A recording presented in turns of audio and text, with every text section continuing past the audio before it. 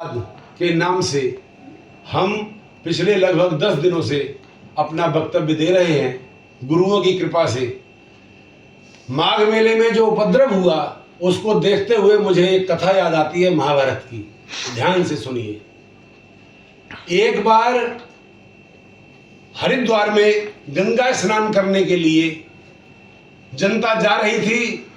मेष की संक्रांति बैसाखी थी, यानी 14 अप्रैल के।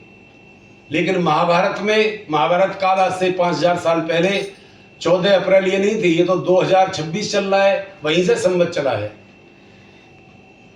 उस समय में मिति थी, तिथियां वैसी होती थी जो आज हमारे पंचांगों में पाई जाती हैं, लेकिन बैसाखी की तिथि थी, मेष राशि की। जनता जा रही थी जमुना गंगा जी में। आपने हरिद्वार ऋषिकेश में और उससे ऊपर गंगोत्री तक देखा होगा कि जून की घनघोर गर्मी में 47 टेम्परेचर में भी गंगा जी में एक डुबकी लगाने के बाद बाहर ही निकलना पड़ता है, इतना ठंडा जल होता है, बर्फ पिघली हुई आती है। बैसाखी तो अप्रैल में आती है, चैत्र में आती है, चैत्र के बाद बैसाख में आती है। लोग कोई भी स्नान नहीं कर रहे थे। सम्राट युधिष्ठिर भारत के संपूर्ण विश्व के सम्राट थे एकमात्र।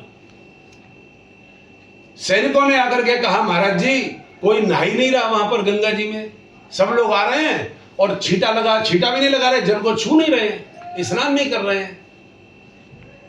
विदुर से पूछा गया, विदुर नीति में सबसे निपुण थे, आप बताओ नीतिज्ञ विदुर जी ये क्यों हो रहा है। विदुर जी कहने लगे, महाराज जब गंगा में स्नान करने के लिए जाते हैं तो इंसान के जन्म जन्मांतर, युग युगांतर, कल्प कल्पांतरों के जो पाप है ना, वो इकट्ठे होकर के उसको रोकने के लिए तैयार हो जाते हैं। क्योंकि गंगा में स्नान करेंगे तो हमारे पाप भस्म हो जाएंगे। ये है स्नान, और इसीलिए लोग नहीं जा रहे। सम्राट ने कहा, इसका क्या उपाय होना चाहिए। भीम कहने लगे, मैं दुनिया में सबसे बड़ा बलवान।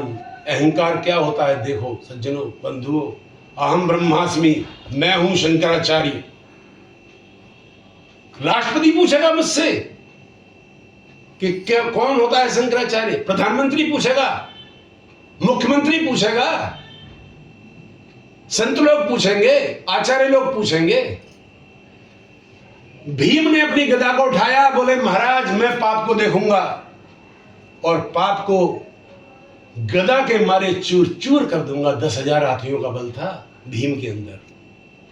भीम गए जाकर के पाप की रक्षा के लिए, जनता के जनार्दन की सेवा के लिए, क्योंकि राजा थे, सम्राट का जो कर्तव्य होता है, सबसे बड़े बाहुबली थे। देखते रहे गंगा स्नान, लोग आते रहे, पाप दूर नहीं आया, सारी दुनिया स्नान करती रही। इसी तरह से माघ मेला चल रहा था, लेकिन माघ मेला नहीं चल रहा था, ये हरिद्वार की घटना है जहां पर बैसाखी का स्नान था। भीम गदा लिए घूमते रहे, पाप आया नहीं, हजारों लाखों लोगों ने स्नान कर लिया।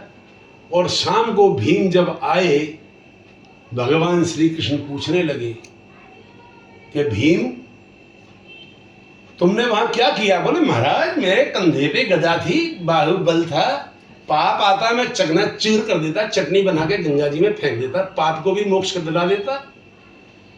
भगवान कहने लगे, हे भीम तुमने गंगा स्नान किया कि नहीं किया। भीम कहने लगे, महाराज मैं तो सबको स्नान करा रहा था, मैं तो पाप को पीटने के लिए लगा हुआ था।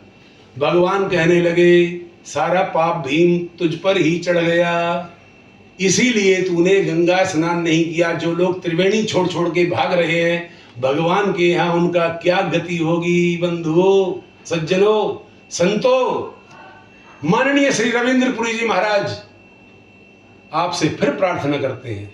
आप पूरे अखाड़ा परिषद के अध्यक्ष हैं, संत समुदाय के सर्वोपरि हैं, सभी ब्राह्मण समाज के सनातन धर्म के संरक्षक हैं।